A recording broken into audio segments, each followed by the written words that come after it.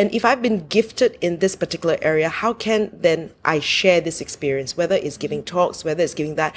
And it was just opening up to the idea when someone asks you, say, look, it feels uncomfortable or it looks like scary, but let me try it anyway. Expand myself. How else can I be a better version of me? A strong and independent woman is something to behold. She pays her own bills, buys her own things, and she doesn't let a man affect her stability or self-confidence. She is a soul-rich woman. Are you ready to be rich doing what you love? Be on purpose and in control of your life again. At For Women Who Love the F-Word podcast, we will be openly talking about getting more clients online, getting recognition as the leader and female entrepreneur, and also the F-word, being fabulous, having freedom, and financial independence. It's time to own and love the F-word. Welcome to the show.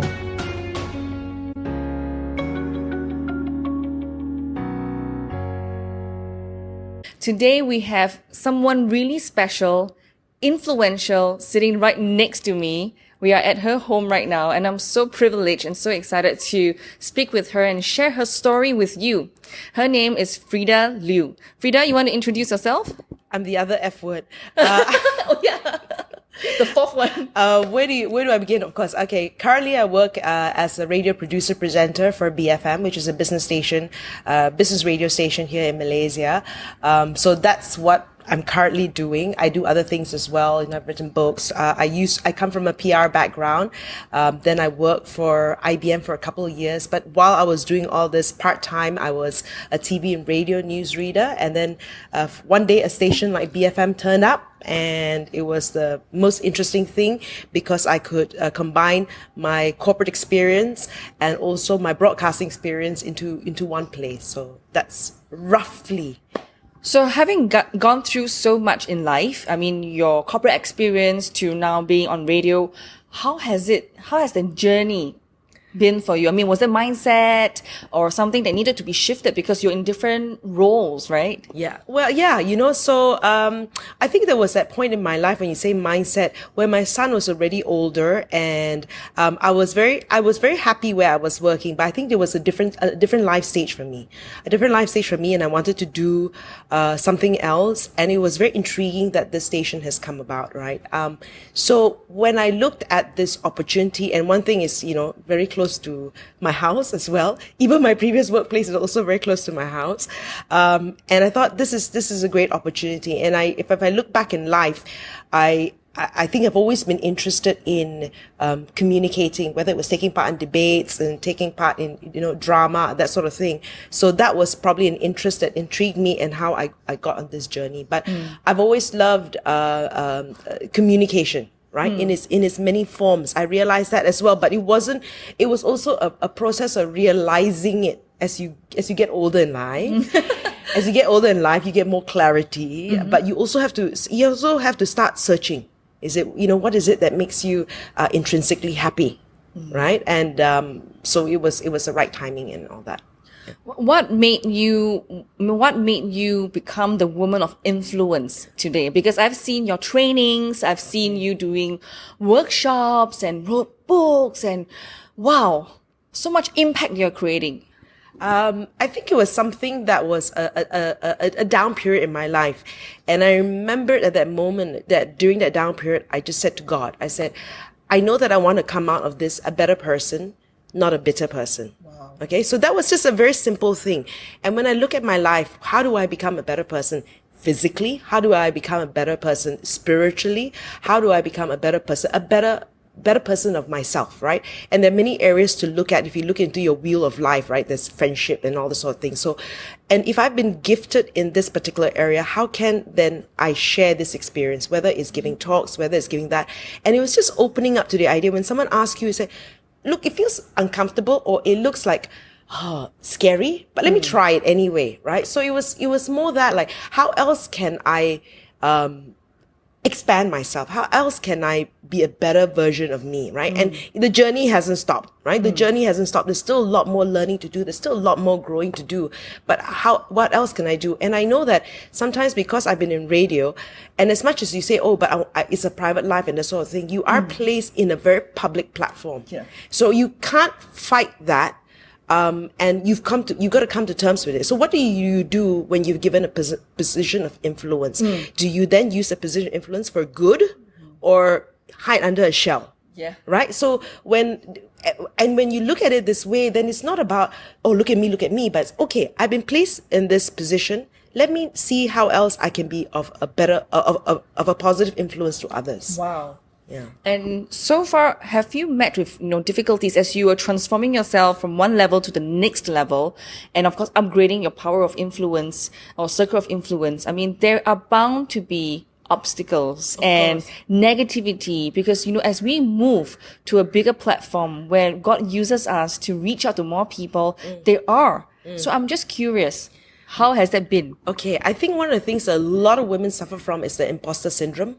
Okay. We always feel like we're not good enough. Let me study a little bit more. Let me do a little bit more. Whereas I think if a job was given to a man, right, the man would say, I'll take it and then I'll learn along the way. The woman will always say, let me learn more skills before I think I can fit into the job, right? So so the imposter syndrome that women suffer from. So of course there are difficulties, right? But then at the same time, how then can you improve, right? So I mean, we shouldn't hold ourselves back.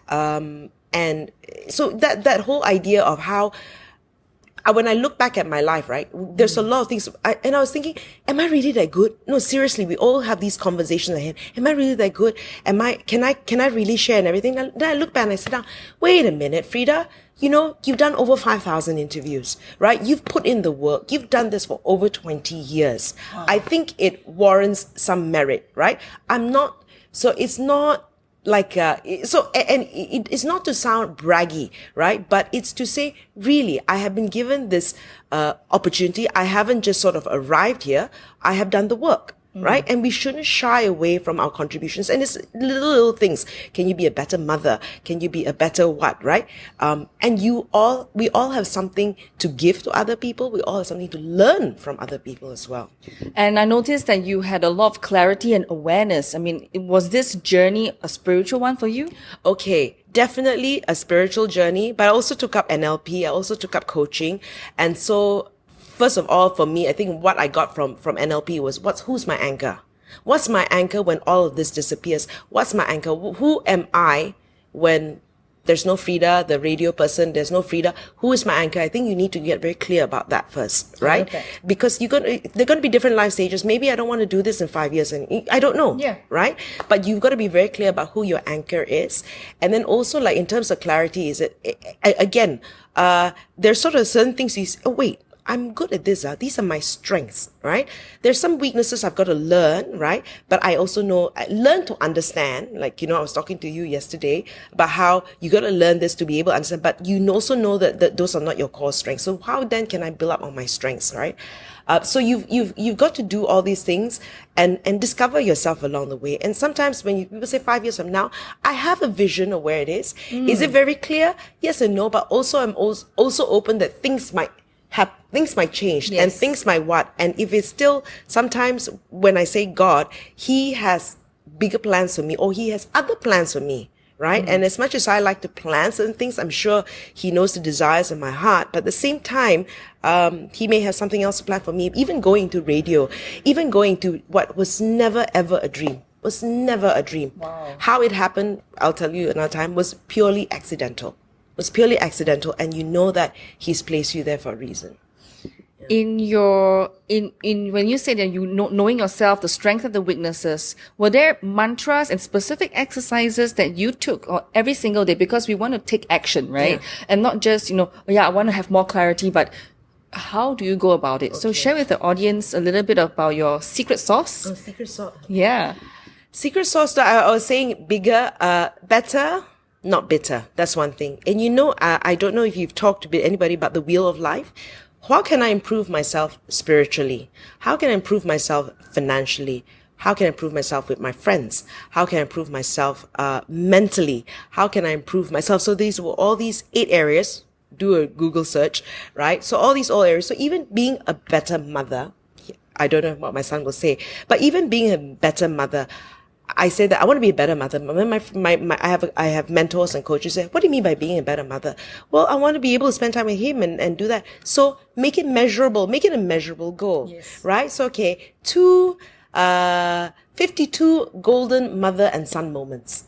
So which means that I may see him every day, but at least once a week, we are spending time together. That is very conscious. Otherwise, women always struggle with this. When they're at home, they're thinking about work. When they're work, they're thinking about home. So when there's clarity, then now that he's older, I say 104 mother golden son moments, because he doesn't want to spend time with me anymore as a teenager. So I'm going to force myself on him, force myself time with him. But these are things that it's these goals, right? Okay, so little things, right?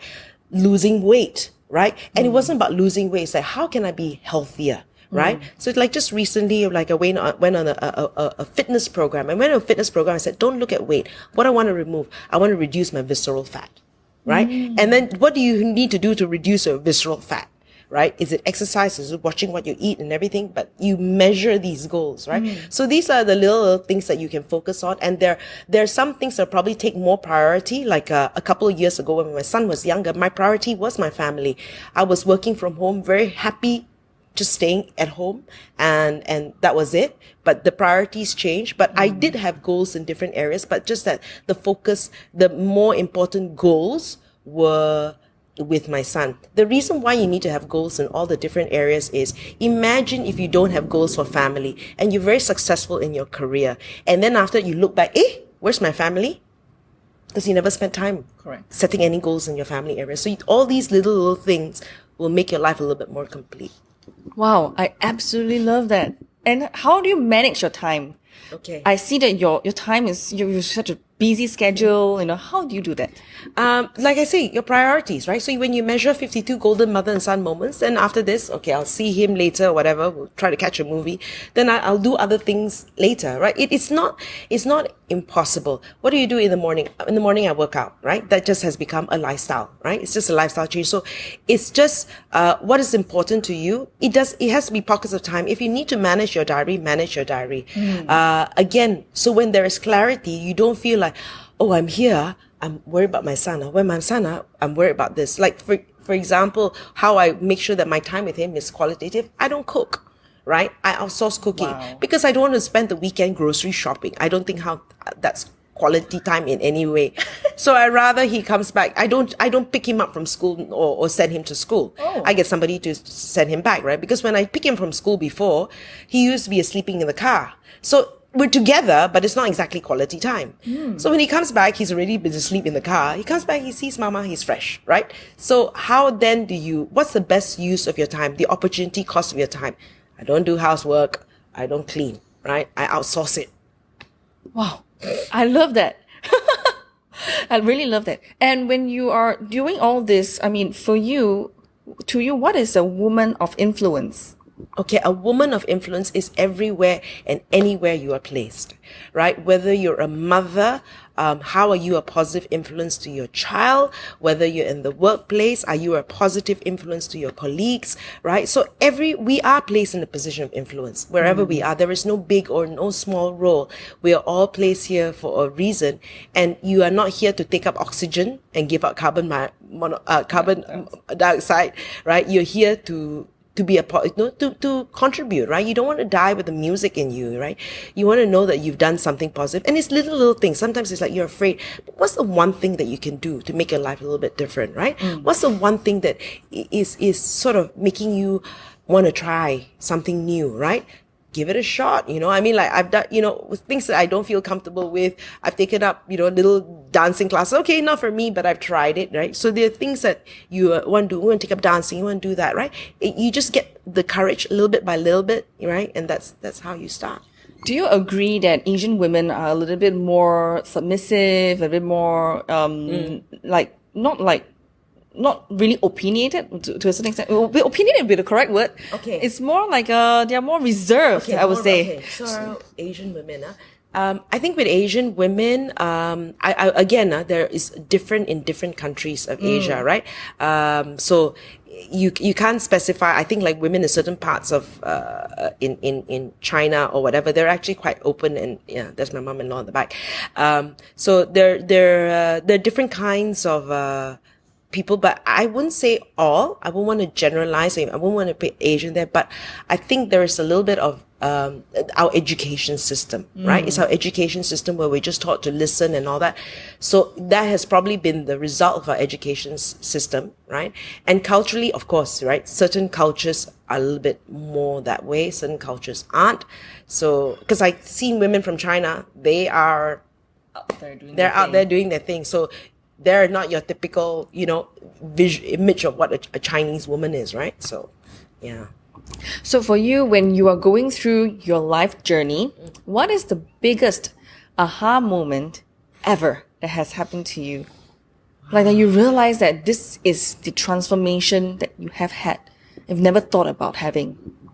I'm still transforming, but the biggest aha moment. I think really at the end of the day, we are bigger than we think. We are more capable than we think we can be, right? And you just be the best you. I mean, seriously, doing what I've done, it's not about like a fame or glory, whatever, but just like let me try. I think if there was aha moments, let me try this. If it doesn't work, at least I've tried. At least I know, right? Because you don't want to, people, you hear too many of these stories where on their deathbed, I wish I did, you know what I mean? So just do little things that aren't harmful to the environment or the people around you. But I think the aha moment for me is give it a shot. Why am I living under a shell, right? I think that was more an aha moment. I don't know when was that discovery. I think it was maybe after joining the station and all that, like it was learning and talking to people all day. Like, really, can I try it? Can I? And I think meeting a lot of people that I've interviewed, right, probably gave me some of that courage as well. Yeah. What was the biggest struggle then? I mean, amidst all this life journey they've gone through. The most difficult life struggle was actually the end of my marriage. That was very difficult. That was, I think, the lowest pit in my life. And it was like I said, at that point, what was it that was going through my mind, and you just don't, and I look back and think that if I haven't gone through the valley, then I wouldn't appreciate the mountain view. Right? You have, because life was coasting, right? And you don't dare, you don't bother, or you don't have to rock the boat, right? But when everything has been pulled under your feet, then you're like, hey, what the heck? Let me try something new. Let me try to, work on me, right? Work on me and improve me. I think that was, it had to take something like that maybe to wake you up. So how do you get out of this struggle? I mean, this moment. First, like I said, spiritually. Second, I started, spiritual, get your mind right. Second thing was physical, was just getting into exercising and all that, making a part and parcel of life, setting small goals. I finished my full marathon about 2 years ago. And I was like, and when, just little things like that, like, wow, I didn't think I could do it. And sometimes just like running the first 5K, the second 10K, wow, my body can do this. There's something about how, having finished 42.195 kilometers, like, I think I can do anything, So if you're just putting yourself, setting these little big, hairy, audacious goals, right? Just a little bit more. And see what you can do. Do you have a supportive community when you were going through your journey? Yes. It really is important to have a supportive community. For me, it was spiritually. It was with my members in church. They were there for me. I've always had good friends. I'm very blessed to have very good friends. And that was also because I've invested time in friendships, right? Yeah, invested time in friendships, so that when it all crumbles, there's God, yes, but there's also the spiritual friends, and there's also friends, and there's lots of books, there's exercise. So there are things that you can do to get out of that. And it's because invest, everything that you do in all these 8 areas, the wheel of life, you have to invest time in it. So like I say, you don't want to work so hard, look back, hey, where are my friends? Where's my family? Right? Because we are going to go through life. I noticed that talking about books, you have written quite a fair bit of books. 4 books? 4 books. So the first book was PR Yourself. This book, show us. show a bit. Yeah. Okay. So this book was actually written because it wasn't when I know the title is a bit tricky. What red lipstick and PR Yourself, red lipstick and amazing shoes. Actually, I wrote that book because I've interviewed a lot of SMEs, and when I interview these SMEs, right, there are two kinds of SMEs. One, they say, "Hey, I don't want people to know about me lah." Right? After everybody know my secret, actually no secret, everything's available on Google, right? I mean, the idea of AirAsia wasn't new. Someone had to execute it, right? So that was one. Then the other thing is like sometimes some Asian companies don't want to be seen as boasting, so they don't. So it's like, excuse me, sometimes we got great stories in Malaysia, or I correct from a Malaysian perspective, and we're not sharing it to the world. And that was the reason I wrote the book, having him in PR. And then sometimes, I hear you one time, and then you don't know how to develop a plan, and then you disappear, right? So that was the reason I wrote the book. It wasn't about PR yourself, but it was about PR for the company from an SME perspective. The second book I wrote with Chris Tan is called Shake and Spear Your Business.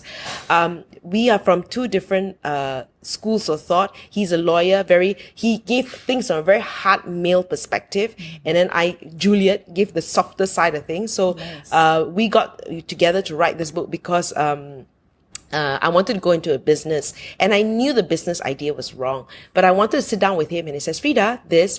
It's like, I knew those things, but so the reason, and it's just like love, right? All the logical reasons why it's wrong, but then you still go for it, So we wrote that book. The third book was a biography on this guy called Raymond Chew. He brought the point of sales advertising into Malaysia. So he had died. So I wrote the co-authored the book with the two daughters in line with their 30th anniversary. And the fourth book that's coming up is about female entrepreneurs. Wow. Okay, female entrepreneurs, women who have broken the million ringgit mark. Because a lot of, and million ringgit, and the reason why million ringgit is, just like we always say, what will you do with $1 million, right? That kind of thing. So apparently 20% of businesses in Malaysia are owned by SMEs, okay? And so from 20%, only 10% contribute to GST. So in the National Association of Women Entrepreneurs Malaysia, only 10% of these women contribute to GST, which means their revenues are only 500,000 ringgit and above, which begs the question, what is the 90% not doing? Right? Wow. So I talked to these women, 15 women who have broken over the million ringgit mark, and what did they do? What was their mindset in change? So a lesson learned from each of these women. So the book will be out in a couple of months. Let's see when. Wow, I love that. I will get my hands on that copy and then give it to the community. How do you do life? How do I do life? As I was saying, the question is, when you're on your deathbed, do you look back and say, I've experienced life, right? You in all aspects of your life, is it lived fully? Do I experience that the world God has given me? That kind of experiences that He's placed there. Are you living to your fullest potential? And whether you are or you're not, right? And you're like, okay, let me look at all these different things. Am I living it fully? So yeah. Yeah, it's okay. I'm just curious, what is your mantra? Do you have one? Better, not bitter. Always. It's easy to get bitter in this world that we live in, is. right? So you can't. There are things that are areas beyond control and areas within control. That famous learning. What's happening in the world? Right? We really can't control what's happening in the world. We can pray about it. We can do these things about it. But at the same time, what then can I do to change? If you don't like some things in politics, if you don't like something there, what can you do about it? Can you take part in politics and make that change? Right? So how do I then make a difference? Right? Because it's easy to complain, right? But what then can you do personally? If you feel so strongly about something, right? Do something about it. Do you have something that you really feel very strongly about? I do. I still haven't. Okay, I feel very strongly about social enterprises. Wow, I love that. Okay, I feel very strongly. I've met with a few social enterprises. I love being able to do business, and someone made this comment: purpose with profit, as opposed to profit with purpose, which is what most organizations do, right? So if you're able to come up with a business idea like that, I haven't thought of anything like that. And what I feel very strongly about is how actually women need to be financially independent. Oh, I love that. That's in line with my show. Yeah, really, it's about that. When you cannot, a man or a husband is not your passive income, right? And when everything is taken from you, I always feel that sometimes a lot of women are afraid. For example, they've taken time off and they're afraid to go back to work, not because they've lost the skills, but they've lost the confidence, right? And so I always encourage, like, just do something on the side. Maybe it's not going to give you that much money yet, but don't lose touch of your skills. Don't lose touch of what's happening in the working world, right? That's what I feel very strongly about. I don't know how it's put together and all that, but I always have your financial independence. And when I talk to women as well, I say simple things: get insurance. You know, I mean, these are things that you have to look at. You have to get insurance because in Malaysia, especially, if you fall ill, it's a lot of money, right? And you don't want to think about these things when it's too late. You want to think about things when you don't have to think about it yet, right? So simple things, get all these fundamentals right, and then later on you can have greater peace of mind. You know, I love and agree what you say, because Soul Rich Woman also, we want to empower women to be financially independent. So today we had an interview with another magazine, and I shared with the reporter that the vision of women is that we don't depend on husbands for passive income, but we still don't want to be that too overly independent. We still want to maintain that support, right. Support our husbands still. I mean, if there is that relationship, right? So I thought that was pretty interesting. To you, what is financial independence? The ability to earn your own money, that's one thing. But also at the same time, what you really need to look at is, like I said, look at different sources of income. Get your insurance right. Whether it's look at properties, look at properties, look at network marketing, look at whatever it is, starting your own business, or it's another source of income, right? And making sure that getting your house, getting all these things right, these things matter. And sometimes you have to be a bit more, forget the shoes, forget the clothes, forget all these things first, but get all the other fundamentals right. I think it was only later in life that I look at clothes and things like that. It wasn't a priority for me in my earlier days. So you got to maybe skimp a bit, right? Especially in your 20s and all that, because I always have the tough life first and then try to have an easy life later. I think there's a Chinese saying around that as well, right? Yeah, correct. 先苦后甜. That. Okay, I'm just a little bit more curious before we wrap the show. It's that you wrote in your book, the first book, PR Yourself. In fact, on Soul Rich Woman, we share with women how to put themselves out there to become more visible, to put their personal brand out there so that they can get more leads, get more customers, and of course, eventually be more credible. So could you share with our audience some tips and advice? Okay. When I look at that, I think, first of all, are you solving a problem? Okay. What problem are you trying to solve? First of all, if you want to build yourself, and then what can you offer? And then there you are in that fitting into that slice there. So when I look at what I've done, and I've gone into all these areas, I realize that a lot of women in their 40s are not represented, right? A lot of women in their 40s are not represented. Everybody's looking at the millennial market. The women in their 40s actually have more money to spend and all that. So their space is not addressed, right? And then even being healthy, or even that image of being healthy, no one's there. I do a lot of MC work as well. And when I do look at MC work, who is there that has the business acumen and the business ability? Well, I work for a business radio station, so I found that there was a niche there, right? So I mean, if you want to create a brand, what problem are you trying to solve in the scheme of things, and then what do you have to offer? And it's just simple things. Sometimes, my strength is in communicating. In my case, I feel that that's my strength. So let me use that expertise. So that's how you stand out among other people. I'm actually giving a talk in the future with image consultants. So I'm going to be sharing them with that as well, because when you're talking to image consultants, same. So it's like, are you then appealing to the youth?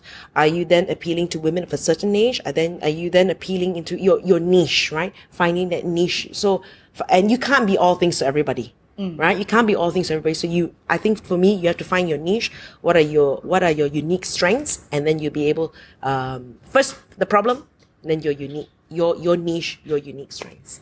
Yeah, and putting themselves out there with PR. I mean, how should they start pitching or getting themselves out there to media? Simple things, right? I mean, be a resource, okay? When I say be a resource is, if you want to build your strength, not everybody's going to come into media immediately, right? But what you can do is, are you visible on LinkedIn? Are you visible, on Facebook? Are you visible on all these sort of things that are readily available? And it takes work, right? I was just talking to another girl. I should introduce you to her, Joanna So, who is a #1 YouTube fitness expert. She's Malaysian. She's got 1 million, subscribers on YouTube. Okay.